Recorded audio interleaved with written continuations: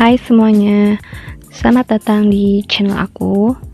Ini video pertama yang aku buat dan mudah-mudahan aku bisa terus bikin video untuk kedepannya. Di video ini aku mau berbagi sedikit cerita tentang awal mula aku bisa suka sama salah satu boy group Korea Selatan, yaitu Seventeen. Iseng aja sih bikin video ini biar nanti ada jejaknya gitu kalau aku suka sama mereka. Ya udah, langsung aja aku ceritain. Jadi sebelum aku tahu atau suka Seventeen, aku itu bukan orang yang suka dengan K-pop atau hal-hal yang berbau Korea.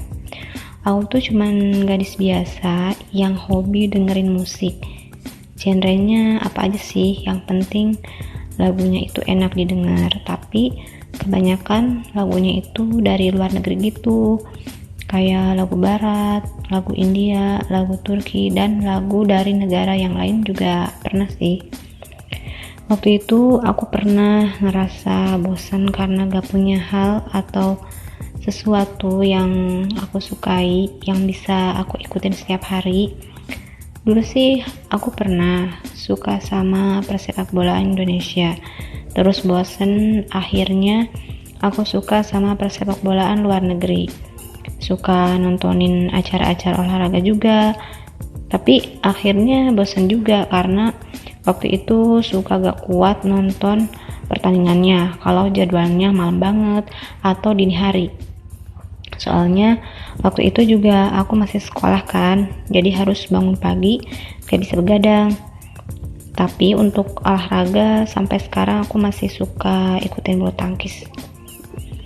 Nah, karena masih ngerasa kurang, jadi aku masih ngerasa bosen. Sampai akhirnya pada tahun 2017, mungkin sekitar pertengahan tahun 2017, waktu itu aku udah 2 tahun lulus SMA. Aku pernah bekerja di bidang pendidikan, tapi bukan sebagai guru ya. Tahun itu aku sering banget denger siswi-siswi di sekolah cerita soal K-pop. Kebanyakan bahas visualnya sih, dan itu wajar kok dan normal banget gitu. Sementara aku cuma sebatas denger aja sampai hafal nama grup atau nama member mana yang sering mereka bahas, dan berpikir betapa alainya mereka dan per-K-popan itu. Karena aku sendiri dari dulu juga mikirnya negatif melulu sih sama K-pop.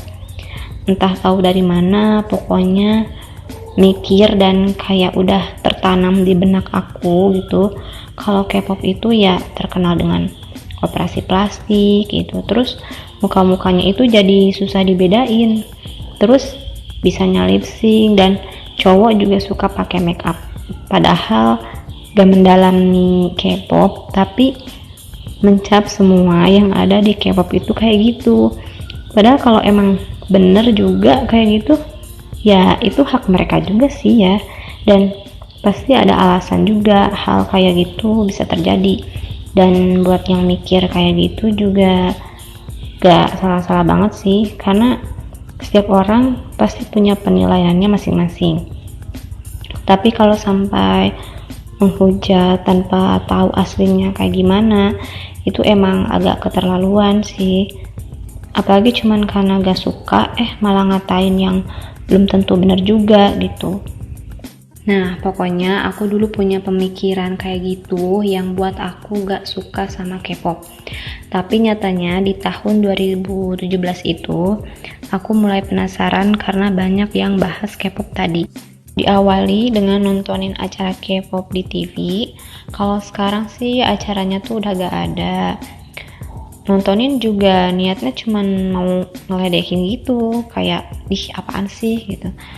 Cukup sering sih nontonnya, ya ngeledekinnya juga cukup sering jadinya. Ya pokoknya aku dulu tuh kayak gitu. Mohon maaf atas perilaku aku yang salah waktu itu. Sekarang tuh kayak kena karma gitu. Jadi aku tuh nonton salah satu MV yang ditayangin acara TV itu.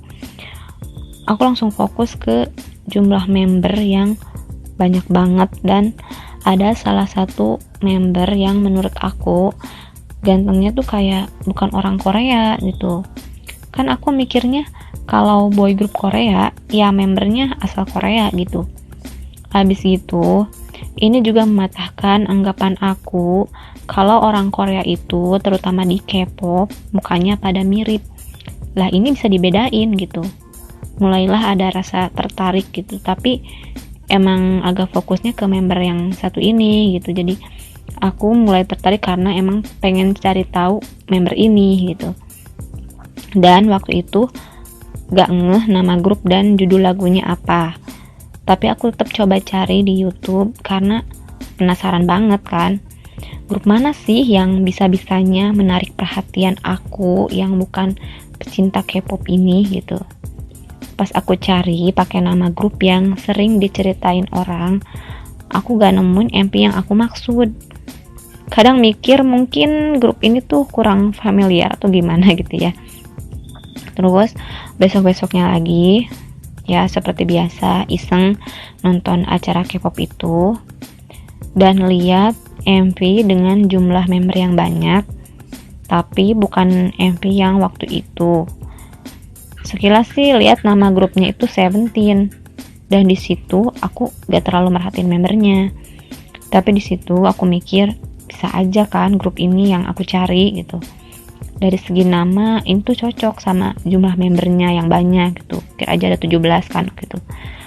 Ya udah aku cari lagi di YouTube dan ternyata emang bener grup itu namanya Seventeen.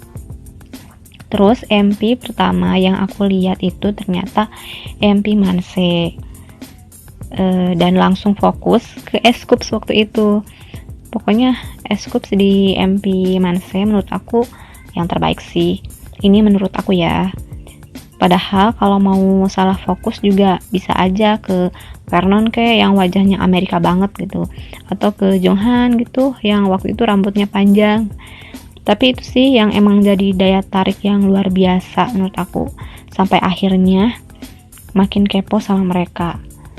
Nah sekarang bersyukur dan seneng banget bisa kenal dan suka sama mereka.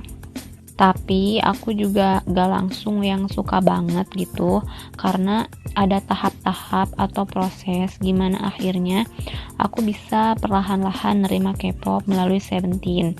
Jadi mungkin untuk lebih detailnya lagi aku akan ceritain di video selanjutnya, karena di video ini cuma nyeritain awalnya banget gitu.